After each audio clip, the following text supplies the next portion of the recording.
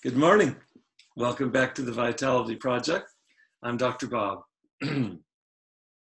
Yesterday, we explored in some detail how every single one of us has gifts that we've been given. Gifts that are easy to miss sometimes because, well, sometimes we get too focused on comparing ourselves, oftentimes critically with other people. And many times it's because these people have gifts that are different than our own. I love the advice that my very favorite professor in graduate school told me many years ago. He said this: it's simply not fair to compare ourselves with others, particularly when we take their strengths and compare those with our weaknesses.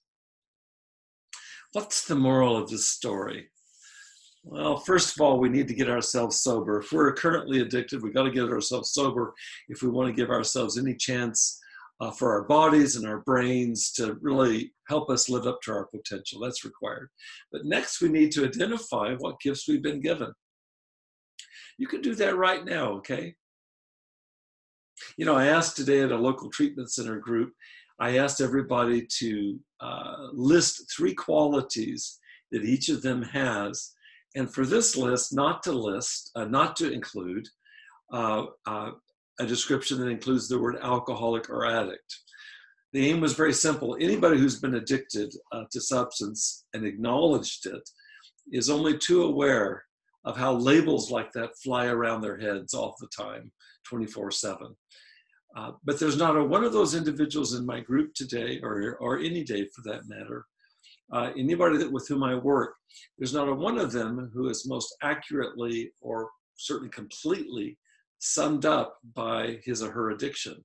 They've got other qualities that make them who they are. So every single group member generated what I want to say is the widest, most beautiful range of human strengths, potentials, virtues you could possibly imagine. Everything from being a good father or grandfather, to being a sure provider, to being a child of God, to being a good scientist. These are things that people said. To being compassionate, to being a talented musician or artist or athlete. The list went on literally across the room. There were some people that couldn't stop at just 3. I think that's great. I want you to do this right now. Make a list yourself. Once you make that list, I'd like you to tape it to the mirror or tape it to the fridge in your home. And most importantly, do all you can to get that inside you. You see, it's your signature, it's your birthright we're talking about here, and you deserve to remember it. Thanks for joining me here today, and I look forward to seeing you tomorrow. Have a good one.